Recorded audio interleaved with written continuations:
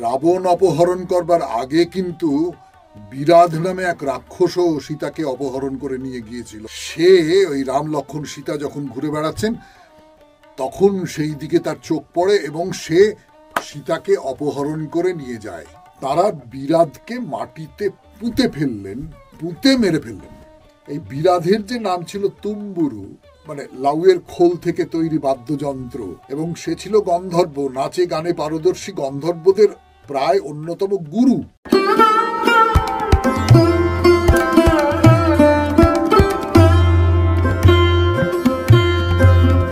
নমস্কার নমস্কার নমস্কার নমস্কার নমস্কার নমস্কার নমস্কার নমস্কার নমস্কার নমস্কার আপনাদের সবাইকে সবাইকে সবাইকে নমস্কার জানাচ্ছি, সবাইকে অজস্র শুভকামনা জানাচ্ছি, সবাইকে স্বাগত জানাচ্ছি আজকের এই স্মরণে সৌমিত্র অনুষ্ঠানে এবং সবাইকে শুভ দিন জানাচ্ছি।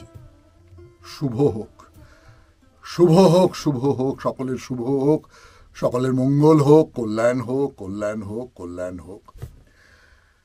কিন্তু আজকে একটা বিশেষ দিন এবং সেই দিনটা বেশ একটা খারাপ স্মৃতির দিন জানেন। আজকে ডমিনিক রিপাবলিকের তিন বোন, তারা মিরাবাল পরিবারের তিন বোন, তারা আজকে নিহত হয়েছিল, খুব কুৎসিতভাবে নিহত হয়েছিল, খুব বীভৎসভাবে নিহত হয়েছিল। ওখানকার যে স্বৈরাচারী শাসক, সেই স্বৈরাচারী শাসকের বিরুদ্ধে এরা একটা আন্দোলন সংগঠিত করছিল গোপনে গোপনে। সেটা জানতে পারে সেই শাসক ট্রুজিলো, রাফায়েল ট্রুজিলো, এবং সে এই তিনজনকে একসঙ্গে হত্যা করে, ভয়ঙ্কর কষ্ট দিয়ে হত্যা করে। 1960 সালের ঘটনা। তারপর থেকে আজকের দিনটা নারী নির্যাতনের বিরোধী একটা দিন হিসেবে গ্রহণ করা হয়েছে, জাতিসংঘ এটাকে গ্রহণ করেছে। তো নারী নির্যাতনের বিপরীত একটা আওয়াজ তোলার দিন আজকে। কিন্তু সেই আওয়াজ তোলার পেছনে যে মর্মান্তিক ঘটনাটি আছে, সেই ঘটনাটা আমরা মনে রাখবো। সত্যি সত্যি মেয়েদের ওপর তো নানান রকম করে অত্যাচার হয়, মানে আমাদের শহরেই হয় নানানভাবে অত্যাচার। শহরের থেকে একটু বাইরে গ্রামের দিকে একেবারে প্রত্যন্ত অঞ্চলে যেহেতু পুরুষের শক্তি বেশি, পুরুষের হাতে ক্ষমতা বেশি, সেই জন্য পুরুষ নানানভাবে নারীর ওপর অত্যাচার করে, তার বিপরীতে নারীরা উঠে দাঁড়াবার চেষ্টা করে। এই যে একটা লড়াই, এই লড়াইটা তো চলছে, দীর্ঘদিন ধরে চলছে। আপনারা জানেন যে নারীবাদ, ফেমিনিজম, সেইটার পেছনে এই রকমের একটা যুক্তি কোথাও আছে যে নারীকে পুরুষের সমান অধিকার দিতে হবে। তো এই 1960 সালে ঘটে যাওয়া এই ঘটনাটা, এটা আমরা মনে রেখে নারী নির্যাতনের বিরুদ্ধে আমাদের ভাবনা চিন্তাকে প্রকাশ করব। আজকের দিনটার কথা বললাম আপনাদের। এবারে তো পুরাণের কথা বলবার সময় হলো। তা পুরাণের কথায় এর আগের দিন মন্থরার কথা বলেছিলাম। আমার নিজের মনে হয়েছিল যে মন্থরা খুব একটা আধুনিক চরিত্র, যার মধ্যে নানান রকমের সমস্ত ভাবনা চিন্তার মেশামেশি রয়েছে। তো এই মন্থরার ঘটনাটা বলার পর অনেকে মন্তব্য করে পাঠিয়েছেন যে মন্থরাকে এই রকম করে আমরা কখনো দেখিনি। আসলে আমাদের প্রধান নজরটা তো থাকে যে প্রধান যে চরিত্রগুলো আছে সেই প্রধান চরিত্রদের দিকে, রাম, লক্ষ্মণ, সীতা, রাবণ, এদের দিকেই আমাদের নজর থাকে। এই সব ছোটোখাটো চরিত্রগুলো নিয়ে আমরা খুব বেশি ভাবনা চিন্তা করি না। তা আমার মনে হচ্ছিল যে আচ্ছা, রামায়ণে তো এরকম অনেক চরিত্র আছে যাদের কথা আমরা খুব বেশি কিছু জানি না। তাদের নিয়ে, তাদের একটু আধুনিক দৃষ্টিতে দেখবার যদি চেষ্টা করে দেখি, তাহলে ব্যাপারটা কীরকম হয়। দেখুন, আপনারাই সাহস দিয়েছেন, আপনারাই বলেছেন মন্থরার কথা খুব ভালো লেগেছে, সেই জন্যে আজকে একজন রাক্ষসের কথা বলবো আপনাদের। রাক্ষস রামায়ণের অরণ্যকাণ্ডে তার কথা আছে। রাম, সীতা, লক্ষ্মণ তারা যখন বনবাসে গেছেন, সেই বনের মধ্যে তারা ঘুরে বেড়াচ্ছেন, সেই সময়ে সেই রাক্ষসের আবির্ভাব হয়। তার নাম হচ্ছে বিরাধ। এই বিরাধ রাক্ষসের কথা পুরাণ কথার মধ্যে বলতে বসবো চা খাওয়ার পর।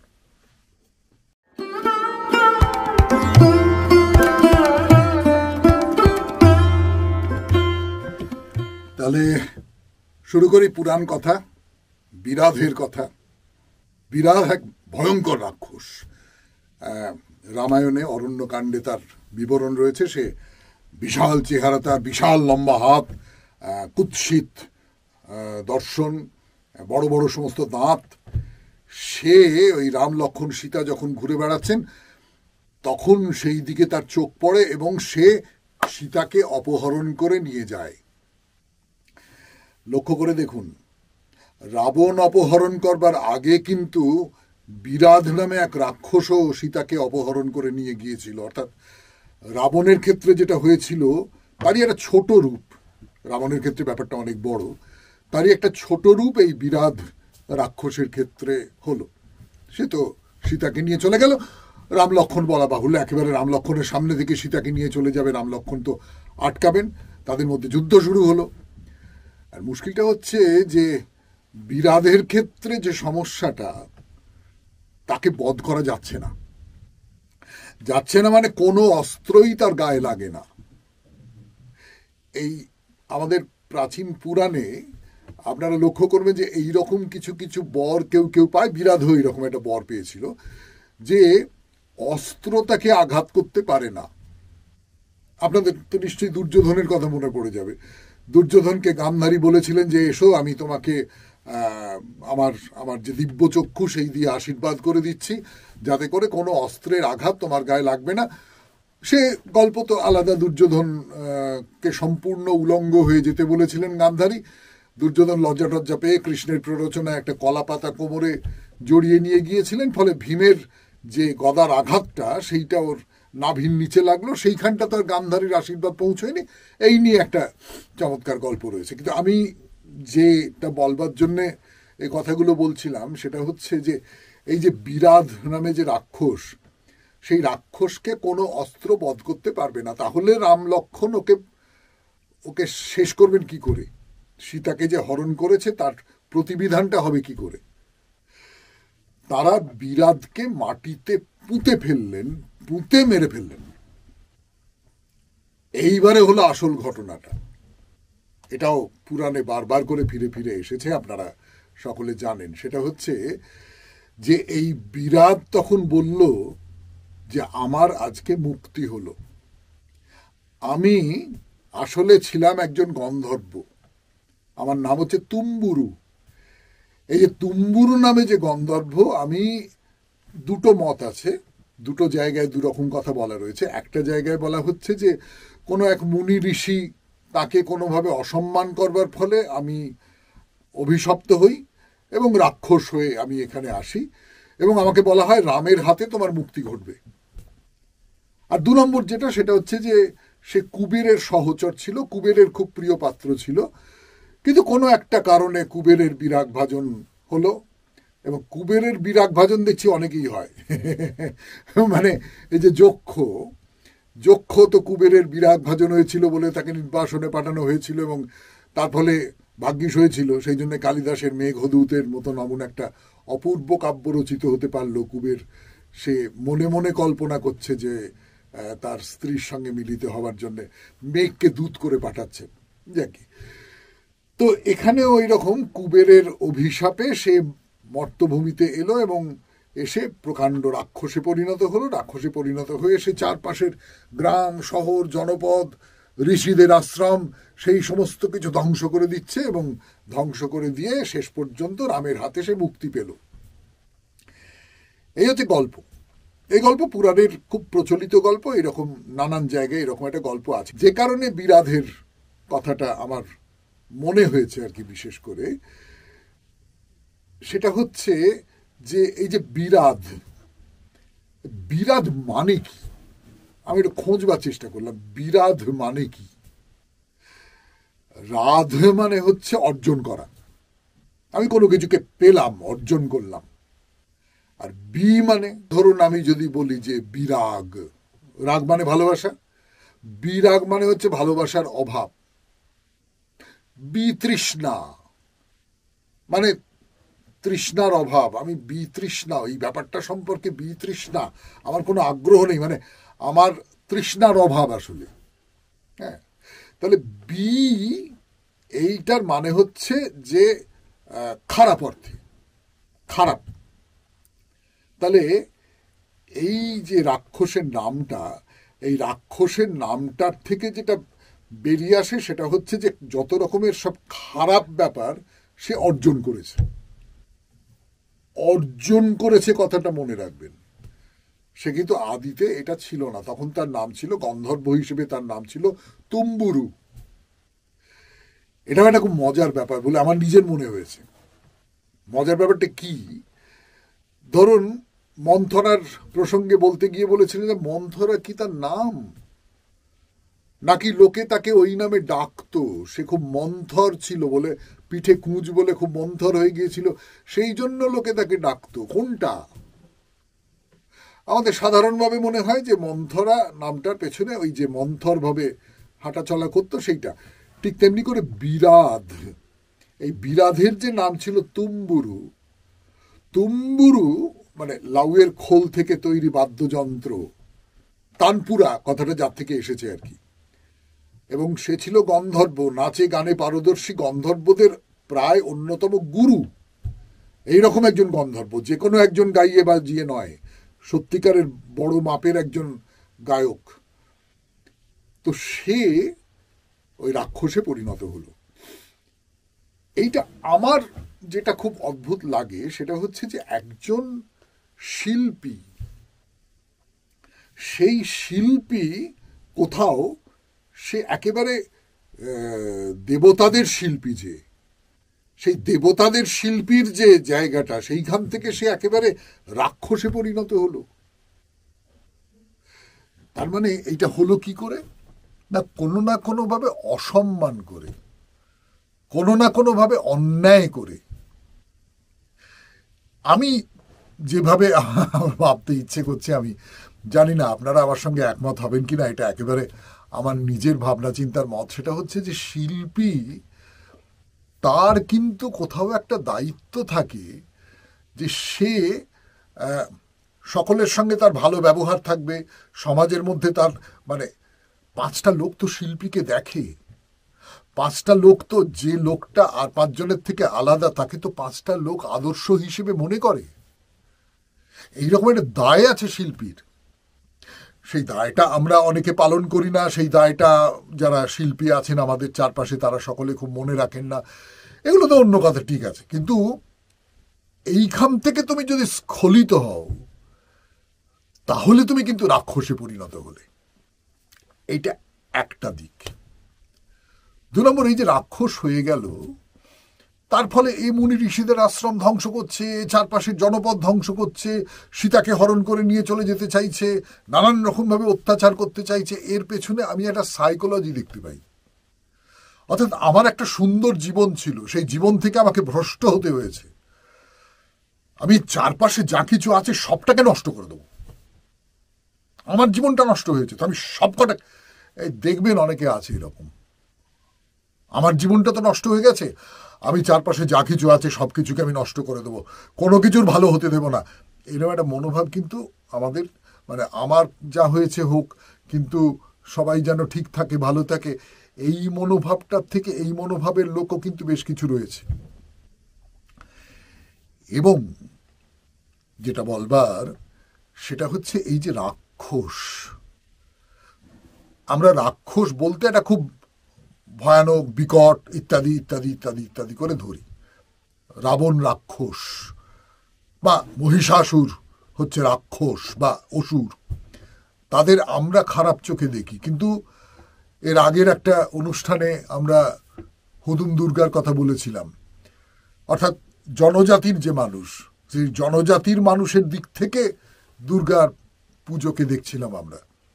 সেখানে কিন্তু দৃষ্টিভঙ্গিটা পাল্টে গেছে, উল্টে গেছে, তাই না? সেখানে রামই হচ্ছে আক্রমণকারী, রামকেই খারাপ চোখে দেখা হচ্ছে। তা আমি যেটা বলতে চাইছি সেটা হচ্ছে এই রাক্ষসের দিক থেকে যদি দেখা যায়, তাহলে রাক্ষসকে মানে সে কিন্তু একটা প্রতিশোধ দেবার জন্য এইরকম একটা কাজ করছে। সে হয়তো অন্য আর একটা গোষ্ঠীর লোক, যে অন্য আর একটা গোষ্ঠীকে, এই রামের যে গোষ্ঠী, রামেদের যে গোষ্ঠী, তারা একটু খারাপ চোখে দেখে। খুব সম্প্রতি আমি একটা কথা বলি, আমি একটা বিশ্ববিদ্যালয়ে সেখানে গিয়েছিলাম একটা কাজে, সেখান থেকে ফিরছিলাম, আমার সঙ্গে একটি মেয়ে, সেই বিশ্ববিদ্যালয়ের অধ্যাপিকা, সে ওই রকম আদিবাসী সম্প্রদায়ের লোক। তো তার সঙ্গে আমি গল্প করতে করতে আসছিলাম, আমার চেয়ে বয়সে অনেক ছোট। তো আমি তাকে জিজ্ঞেস করছিলাম যে কি লিখছিস টিকছিস ইত্যাদি ইত্যাদি। সে যে কমিউনিটির লোক, সেখানকার সাহিত্য খুবই সম্পন্ন সাহিত্য, সে বলল, তার অনুবাদ করছে। আমি বললাম, খুব ভালো, জানিস তো আমরা তো ওই ভাষাটা জানি না, ওখানকার কি সাহিত্য রচিত হচ্ছে না হচ্ছে আমরা জানি না। তো সে বলল, হ্যাঁ সেই জন্যই না আমাদের সাহিত্য সম্পর্কে একটা অশ্রদ্ধার মনোভাব আছে। কিন্তু এই যে পরস্পরকে না চেনবার জন্য যে অশ্রদ্ধার মনোভাব, সেই মনোভাবের জায়গা থেকে কে বলতে পারে এই রাক্ষস আর রামের যে গল্প বা এইরকম সব গল্প তৈরি হয়ে উঠেছে? পুরাণ কথা আজকে এই পর্যন্তই থাক। এরপরে আমরা আপনাদের 3টে মন্তব্য, সেই 3টে মন্তব্য একটু পড়ে তার উত্তর দেওয়ার চেষ্টা করব। কিন্তু তার আগে ওই শিরোনামটা দেখাতে হবে। যিনি শিরোনাম দেখান তিনি সুযোগ না পেলে খুব রেগে যান আমার উপর। হ্যাঁ, তিনি প্রচুর বয়স, তার 19 বছর বয়স হয়েছে তার। হ্যাঁ, ফলে আমি খুব ভয় থাকি। শিরোনামটা দেখাবার জন্য একটা সময় দিতেই হবে আমাকে।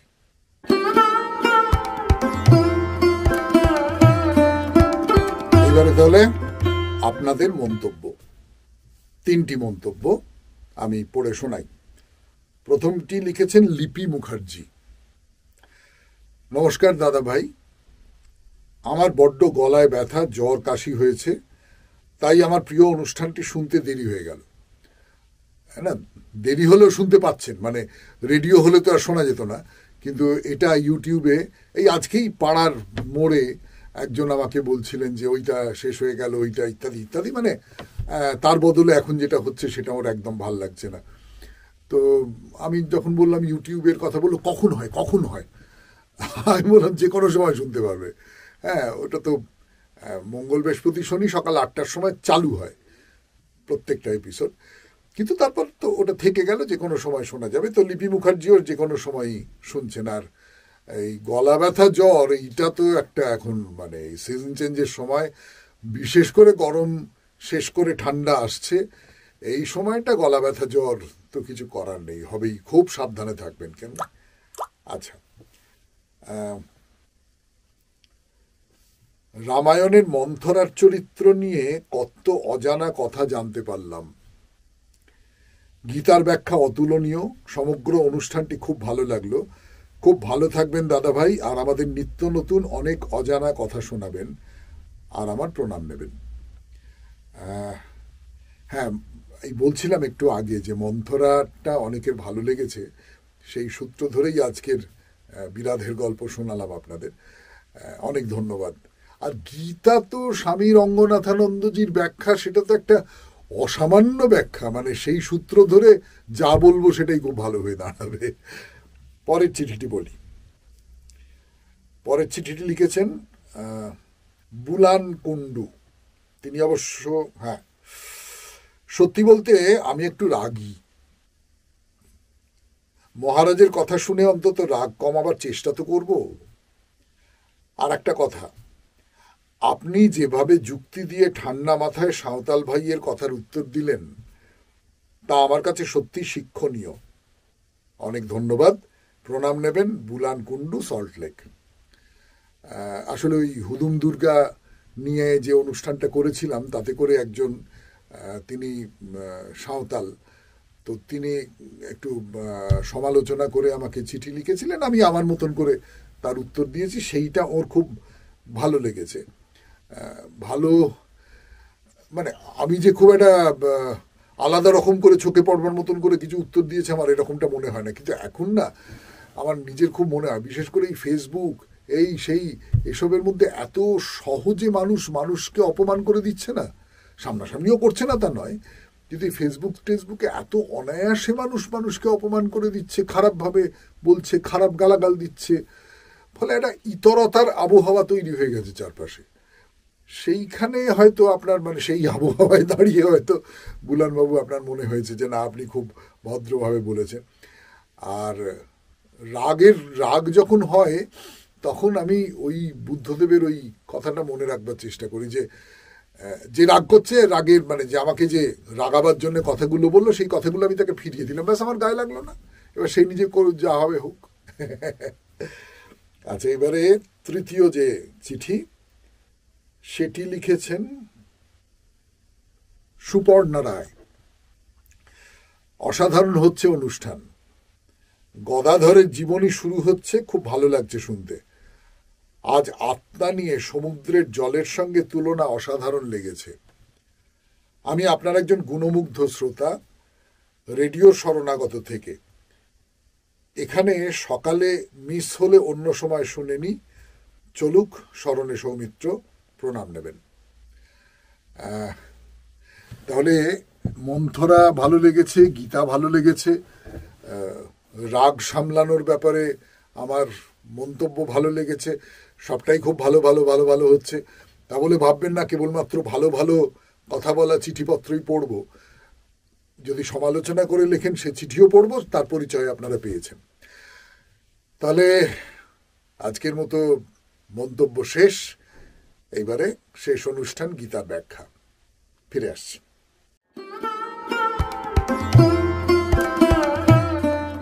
এইবারে গীতার ব্যাখ্যা, স্বামী রঙ্গনাথানন্দজির ব্যাখ্যায় গীতা এবং তার সূত্র ধরে সেখান থেকে কিছু কিছু অংশ তো পড়ে শোনাচ্ছি আপনাদের, সেই সঙ্গে সঙ্গে আমার নিজের যে একটা দুটো কথা মনে হয় সেগুলো একটু বলি, আপনারা সাহস দিচ্ছেন, প্রশ্রয় দিচ্ছেন, সেই কথাগুলো একটু বলবো।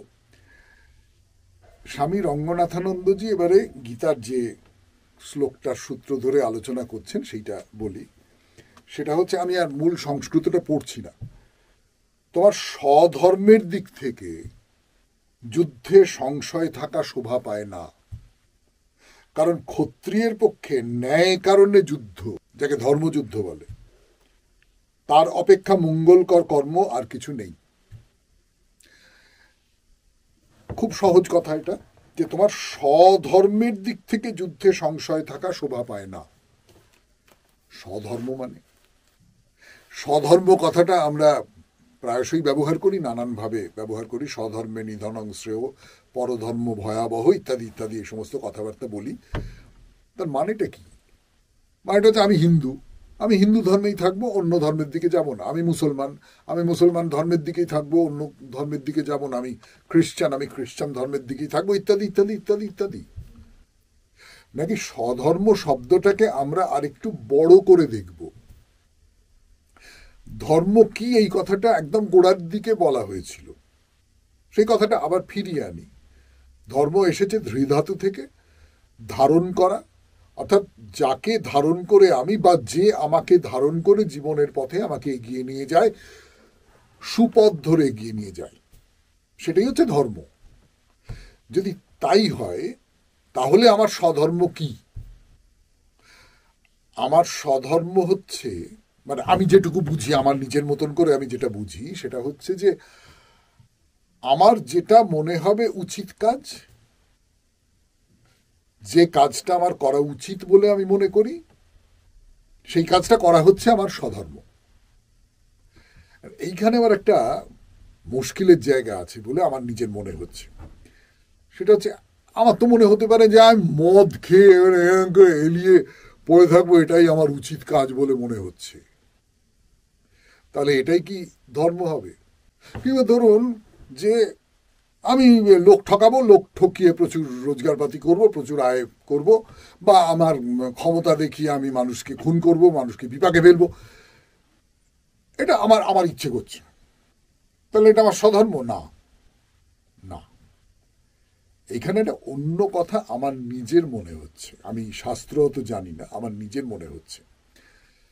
সাহিত্য পাঠের দিক থেকে একটা কথা আছে, জানেন তো, রস কাকে বলে?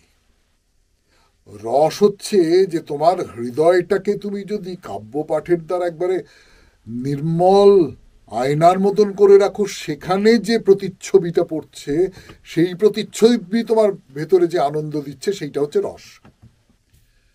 তার মানে আমার মনটাকে কিন্তু নির্মল রাখতে হবে। যে লোকটা বলছে যে আমি মদ খেয়ে মাতাল হয়ে পড়ে থাকবো, সে কিন্তু খুব নির্মল মন নিয়ে কথাগুলো বলছে না। এই নির্মল মন মানে কি? নির্মল মন মানে একটা একটা লাইন বলি আপনাদের, যে জন্মেছে সে জন্মানোদের সাহায্য চায়, মানুষ মানুষের সাহায্য চায়, মানুষ চায় অন্যের দিকে হাত বাড়িয়ে দিতে, যে তার হাতটা ধরবে তাকে খাদের তলা থেকে তুলে আনবে। মানুষ অনেক মানুষের মঙ্গল চায়। মানুষ বলতে যেটা বোঝায়, আমার ভেতরে যে মানুষ আছে, সত্যিকারের মানুষ যে আছে, সে অনেক মানুষের মঙ্গল চায়। এটাই হচ্ছে মানুষের ধর্ম, মানুষের স্বধর্ম। তাহলে এইখানে যে কথাটা বলা হচ্ছে যে তোমার স্বধর্মের দিক থেকে যুদ্ধে সংশয় থাকা উচিত না, কেন অনেক মানুষের মঙ্গলের আকাঙ্ক্ষা থেকে যুদ্ধে প্রবৃত্ত হওয়াটাই উচিত তোমার। কোন যুদ্ধে? না, ধর্মযুদ্ধ। ধর্মযুদ্ধটা কি? যে যুদ্ধ ধর্ম সংস্থাপনের জন্য সংঘটিত হয় তাকে বলবো ধর্মযুদ্ধ। তাহলে আবার ধর্মের কথাটা চলে এলো, ধর্মকে বাদ দিয়ে তো আমি কিছু করতে পারবো না। তো এই যে যে যুদ্ধটা ধর্ম সংস্থাপনের জন্য তৈরি হয়, যে যুদ্ধটা ধর্ম সংস্থাপনের, সেটা কি অনেক মানুষের মঙ্গলের জন্য যে যুদ্ধটা করা হচ্ছে, মানুষের নিপীড়িত হবার হাত থেকে মানুষকে বাঁচাবার জন্য, নিষ্পেষিত হবার হাত থেকে মানুষকে বাঁচাবার জন্য যে যুদ্ধটা করা হচ্ছে। আপনাদের এটা বলি, রবীন্দ্রনাথ প্রথম বিশ্বযুদ্ধ চলছে, সেই সময় তিনি জাতীয়তাবাদের বিপক্ষে একটা ইংরেজি বই লিখেছিলেন, তার নাম ন্যাশনালিজম। যে জাতীয়তাবাদ, এই জাতীয়তাবাদের প্রকাশ ধরুন পরবর্তীকালে হিটলারের মধ্যে আছে, মুসলিনির মধ্যে আছে, হ্যাঁ, এরকম সব আছে। তো এই জাতীয়তাবাদকে রবীন্দ্রনাথ খুব অপছন্দ করেছেন, কারণ তার মনে হয়েছে যে এই জাতীয়তাবাদ আর্যরাই ভালো, আর্যরাই শ্রেষ্ঠ, তার বাইরে অন্য যারা আছে তাদের পোকামাকড়ের মতো মেরে ফেলো। হিটলার তো তাই করেছে, বা মুসলিনি, বা জাপানের তোজো, এরা সব ওইরকম করেছে। তো রবীন্দ্রনাথ এই যে জাতীয়তাবাদ, এই জাতীয়তাবাদকে খুব অপছন্দ করতেন। কিন্তু এর বিপরীত প্রান্তে আর একটা জাতীয়তাবাদ আছে। আমি যদি বলি ধর্ম, এই যে একদিকে ধর্মের নামে যে সমস্ত খারাপ কাজ করা, ধর্মের নামে কিছু মানুষকে অবহেলা করা, তাদের নিষ্পেষণ করা, তাদের উপর অত্যাচার করা, এর উল্টো দিকে যেটা আছে সেটা ভালো ধর্ম। সেইটা হচ্ছে যে, ধরুন আমি যদি জাতীয়তাবাদের দিক থেকে বলি, আমাদের স্বাধীনতা আন্দোলন, সেটা তো জাতীয়তাবাদের জায়গা থেকে এসেছে। এই যে মানুষ নিষ্পেষণের বিরুদ্ধে রুখে দাঁড়াচ্ছে, লড়াই করছে, যারা যাদের হাতে ক্ষমতা আছে তাদের বিরুদ্ধে লড়াই করছে, এইটা ধর্মযুদ্ধ। এবং এই ধর্মযুদ্ধে তোমাকে যোগ দিতে হবে। বলছে যে ক্ষত্রিয়ের পক্ষে ন্যায্য কারণে যুদ্ধ বা ধর্মযুদ্ধ অপেক্ষা মঙ্গলকর কর্ম আর কিছু নেই। ক্ষত্রিয়কে, ক্ষত্রিয় কে? অভিধানে বলছে যিনি ক্ষত থেকে ত্রাণ করেন তিনি হচ্ছেন ক্ষত্রিয়। অর্থাৎ আমার ক্ষত আছে, আমার একটা কষ্টের জায়গা রয়েছে, আমার একটা দুঃখের জায়গা রয়েছে, আমার একটা অত্যাচারিত হবার জায়গা রয়েছে, এইখান থেকে যিনি ত্রাণ করবেন আমাকে, তিনি হচ্ছেন ক্ষত্রিয়। অর্থাৎ আমরা ব্রাহ্মণ, ক্ষত্রিয়, বৈশ্য, শূদ্র এরকম করে কতগুলো ভাগ করে নিয়েছি, কিন্তু একেবারে আদিতে আপনি গীতাতেই দেখুন গুণকর্ম অনুযায়ী এই বিভাজনটা করা হচ্ছে। কিন্তু এটা গোষ্ঠী অনুযায়ী করা হচ্ছে না, যে অমুকরা ব্রাহ্মণ, অমুকরা আমাদের চেনাশোনা এরকম ব্রাহ্মণ রয়েছে, আমাদের গ্রামের যে পূজারী ব্রাহ্মণ, সে লেখাপড়া কিছু জানে না, আর ব্রাহ্মণত্বের যে গুণগুলো সেইগুলো তার ভেতরে কিছু নেই, কিন্তু তাকে ব্রাহ্মণ বলে মানা হয়ে থাকে। তাই বলছি এইটা না, যে ক্ষত্রিয়কে যে ক্ষত থেকে ত্রাণ করতে পারে সে যদি জন্মসূত্রে শূদ্র হয় কিচ্ছু যায় আসে না, সে যদি জন্মসূত্রে ব্রাহ্মণ হয়, বৈশ্য হয়, কিচ্ছু যায় আসে না। তাহলে এই যে, তাহলে আমাদের চারপাশেও কি এরকম যুদ্ধ চলছে না? আমাদের চারপাশে কি নানান রকমের সমস্ত অন্যায় যুদ্ধ চলছে না? কিন্তু আমরা মেনে নিই। আজকেই সকালবেলা আমি একটু বাজার করতে বেরিয়েছিলাম, তো ডিমের দাম হঠাৎ খুব বেড়ে গেছে। মানে যিনি দোকানদার, তার সঙ্গে আমার দীর্ঘদিন ধরে যাতায়াত করছি, খুব ভালো সম্পর্ক বলে একটা ক্রেট প্রচুর টাকা হঠাৎ করে বাড়িয়ে দিয়েছে। আমার সঙ্গে আরেক ভদ্রলোক ছিলেন, তিনি বললেন আমরা সব সহ্য করছি, দেখুন আমরা সব মেনে নিচ্ছি। এই যে মেনে নেওয়াটা, এই মেনে নেওয়ার বিরুদ্ধেই ক্ষত্রিয়র লড়াই, সেই কথাই এখানে বলা হচ্ছে। একটা খুব চমৎকার কথা বলছেন স্বামী রঙ্গনাথানন্দজি। বলছেন যে কুরুক্ষেত্র যুদ্ধের পর যুধিষ্ঠির বললেন যে আমার আর রাজ্য ভোগ করবার কোনো বাসনা নেই, আমি এই রাজ্য ত্যাগ করতে চাই। তখন ভীষ্ম তাকে একটা মজার কথা বললেন। কি বললেন? দণ্ড এবাহি রাজেন্দ্র ক্ষত্র ধর্ম ন মুন্ডনম। অর্থাৎ হে রাজশ্রেষ্ঠ, ক্ষত্রিয়ের ধর্ম হলো দণ্ড, মুন্ডন নয়। মাথা মুন্ডন করে তুমি সন্ন্যাসী হয়ে যাবে, এইটা ক্ষত্রিয় ধর্ম নয়। ক্ষত্রিয় ধর্ম হচ্ছে দণ্ড। যে অন্যায় করে তাকে শাস্তি দাও, দণ্ড দাও, তার প্রতিবিধান করো, এইটা হচ্ছে ক্ষত্রিয় ধর্ম। তুমি এই সমস্ত ছেড়ে দিয়ে মুন্ডিত মস্তক হয়ে সন্ন্যাসী হয়ে যাবে। এক কথা কৃষ্ণ বলছেন অর্জুনকে, এক কথা পড়ি আপনাদের, আর একটু শোনাই। বলছেন অযাচিত ভাবে বীরের স্বর্গদ্বার উন্মোচনকারী এই রকম যুদ্ধের সুযোগ পেলে ক্ষত্রিয়গণ সুখী হয়। তার মানে বলছেন যে আমি যদি অন্যায়ের বিরুদ্ধে লড়বার একটা সুযোগ পাই, তার মানে তো আমি অনেক মানুষকে রক্ষা করতে পারছি। অনেক মানুষ বিপদাপন্ন হয়ে রয়েছে, আমি তাদের রক্ষা করবার জন্য যুদ্ধ করছি। সেটাই তো ধর্মযুদ্ধ। কেবলমাত্র কৌরবরা দুর্যোধনের নিজের লাভ হবে, দুঃশাসনের নিজের লাভ হবে, এইটার জন্য যে যুদ্ধ, সেই যুদ্ধটা ধর্মযুদ্ধ নয়। পাণ্ডবেরা যে যুদ্ধটা চাইছে, যে ন্যায্য কারণে যুদ্ধ, সেটাই হচ্ছে ঠিক ঠিক যুদ্ধ। এই যুদ্ধের সুযোগ পেলে সেটা ক্ষত্রিয়ের পক্ষে একেবারে, ক্ষত্রিয়রা সুখী হয়। এইটা হলো ধর্মাচরণ করলে যেমন মানুষ সুখী হয়, ঠিক তেমনি করে এইটা করলে মানুষ সুখী হয়, যে ক্ষত্রিয় সে সুখী হয়। এই কথা বলে কৃষ্ণ অর্জুনকে উদ্বুদ্ধ করছেন। এই কথাগুলো কেবলমাত্র অর্জুনকে বলা কথা নয়, এই কথাগুলো আপনাকে আমাকেও বলা, যে লড়ে যাও, যেটাকে ঠিক বলে মনে করো, যেটাকে ন্যায় বলে মনে করো, যেটাকে উচিত বলে মনে করো, কর্তব্য বলে মনে করো, সেইটার জন্য তুমি লড়ে যাও। এইটাই তোমার কাজ, এটাই তোমার ধর্ম। তাহলে স্মরণে সৌমিত্র আজকের মতো এই পর্যন্তই থাক। আপনাদের যে জরুরি কথাটা বলতে মাঝে মাঝে ভুলে যাই, সেই কথাটা আজকে মনে করে বলি। সেটা হচ্ছে, আমাদের এই অনুষ্ঠান যদি আপনাদের ভালো লাগে তাহলে একটু লাইক করবেন। আর যদি কিছু ভালো লাগে, সেটা তো অনেককে বলতে ইচ্ছে করে যে না শোনো, এই অনুষ্ঠানটা শোনো, এই অনুষ্ঠানটা ভালো লাগছে আমার, তাহলে শেয়ার করবেন। আর যদি মনে করেন যে এই অনুষ্ঠানটা আমি যখন বলবো তখন আমার কাছে চলে আসবে, সব সময়ের জন্য আমার সামনে থাকবে, তখন, আর সত্যি সত্যি সপ্তাহে 3 দিন করে আমরা অনুষ্ঠান করছি, ফলে আপনার সবসময় আপনার সঙ্গেই তো থাকা উচিত, সাবস্ক্রাইব করবেন।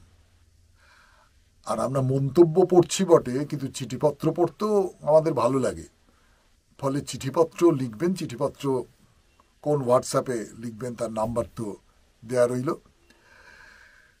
সবাই খুব ভালো থাকবেন, আনন্দে থাকবেন। নমস্কার।